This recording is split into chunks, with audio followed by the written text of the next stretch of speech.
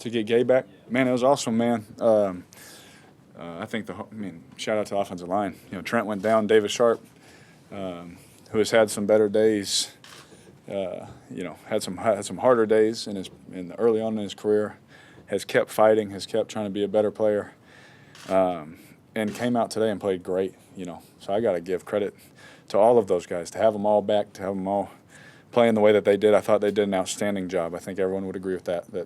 Those guys, are doing a great job. Coach Cable and Lim are doing a great job, preparing those guys, all of them, just in case, because we still didn't know if Trent was going to play. He practiced a little bit this week, so we didn't know. And David and Brandon, they were rolling in there, so we didn't know what was going on. But for them to come out with Gabe back and all that, having that continuity, having that. I mean, there was a few plays that happened just by playing with each other so much, me, Rodney, Gabe, where we broke the huddle. He looked at me. I said, yes, it is. Like, we were able to check to a play, actually get a scoring touchdown before anyone even knew what was going on. You know what I mean? But just having that continuity again, we can see things that we've seen before, and it's nice. The fumble. Yeah. What was going through your mind?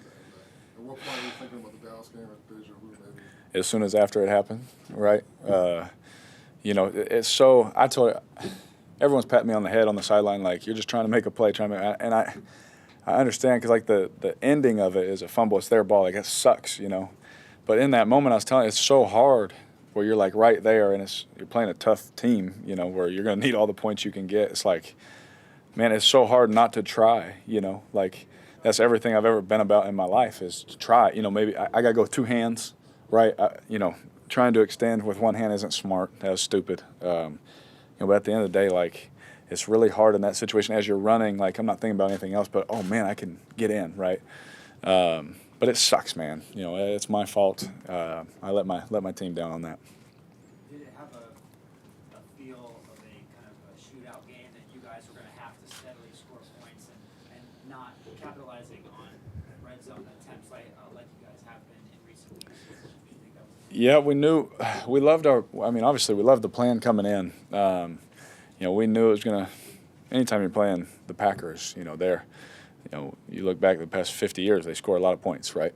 And so especially in Lambeau, it's going to be tough. This defense that they have is ridiculous, We knew it was going to be tough to move the ball and things like that, but we were able to run it. We were able to throw it both really efficiently and well. But when we got inside the 5 is where we kind of let it go, turning the ball over down there. I'm more so talking about the fumble. The interception at the end is just me just trying to get some points on the board, right? Trying to get the points back. Not typically a ball I'd throw, but again, give 31 credit. He was covering Foster. I threw it and he fell off onto the other guy. Stuff happens. But at the end of the day, we got to finish, man. Finish those drives. Just like I talked about, what game was that a couple weeks ago? When we get down there, we got to finish those drives. We were doing great job on third down. That's tough. Third down against this defense is one of the hardest things in pro football, and we did a good job on third down. But finishing in the red zone, clearly the point of emphasis for us this week. I think after the Dallas game a couple years ago, you said that you would make the same play again. I'm mad that I'm glad you remembered. Gosh dang. No, because you don't want to fumble, right? Like, again, people, it's so tough just as a competitor in that spot. Like, oh, yeah, I'll just run out at the 2. So I'll just run out at the 1. Like, hindsight, it's one of those plays where you look back, if you score, everyone's high-fiving you. You fumble the ball, everyone's like, do it better. It's like, I understand, I messed up. I dropped the ball, right? But I go with 2 hands next time. I gotta practice that. I gotta get better at that for sure. And that's completely my fault. You guys were down a bunch of wideouts again, and you found a way to keep moving the ball. What does it say about the healthy guys that were able to play? Some guys you haven't really worked with very much. Yeah, you gotta give a lot of credit to our coaching staff.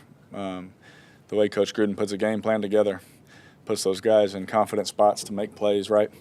I can't say enough about what Coach has done, and EB and Nick, Coach Olson, Johnny Moe, what they've done, as an offensive staff, Kirby, Frank, they work so hard, man, and they do a great job of putting a plan together where guys are doing things they're really good at, right?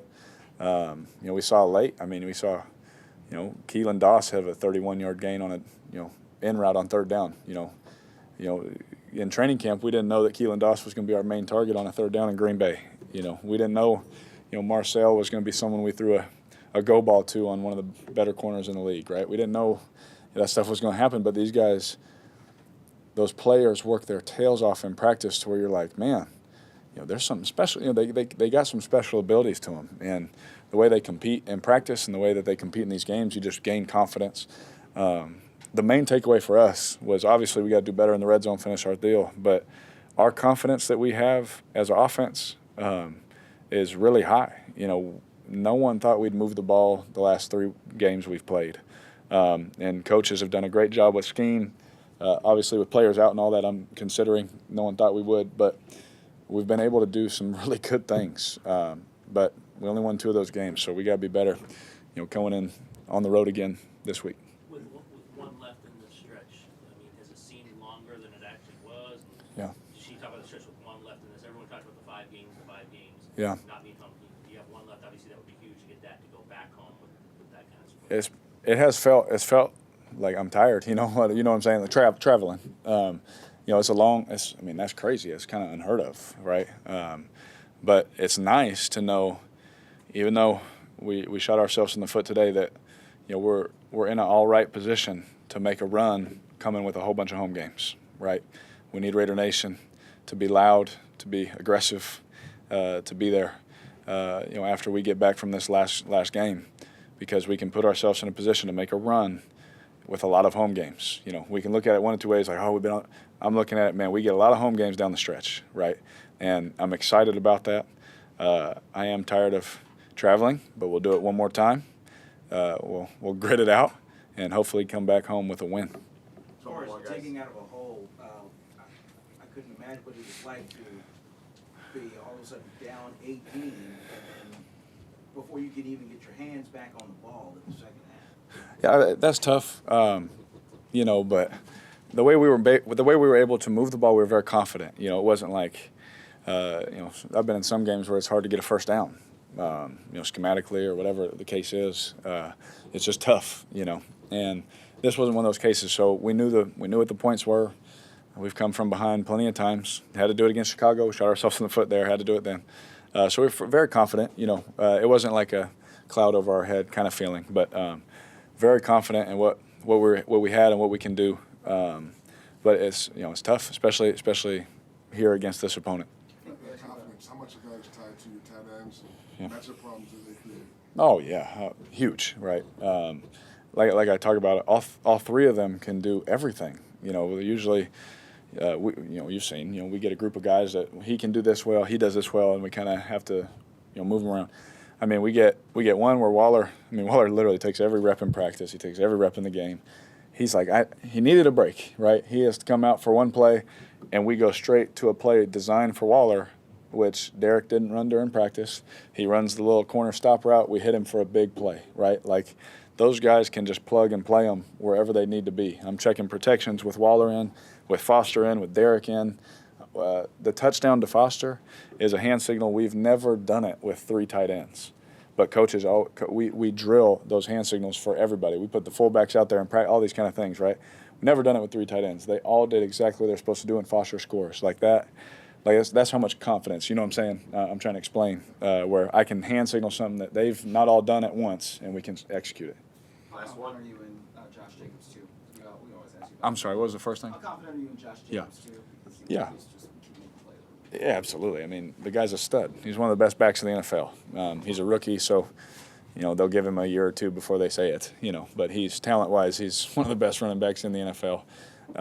Can do everything. There's a theme there with the kind of guys Coach Gruden and Mr. Mayhawk are bringing in, right? If you're going to be a skill position player here, you got to be able to do everything. You got to run, block, and catch the ball. And he does all of those really well, and he wants to do all of those really well, which I think is better than just having a talented guy that can do it. You have a whole bunch of guys that want to do it.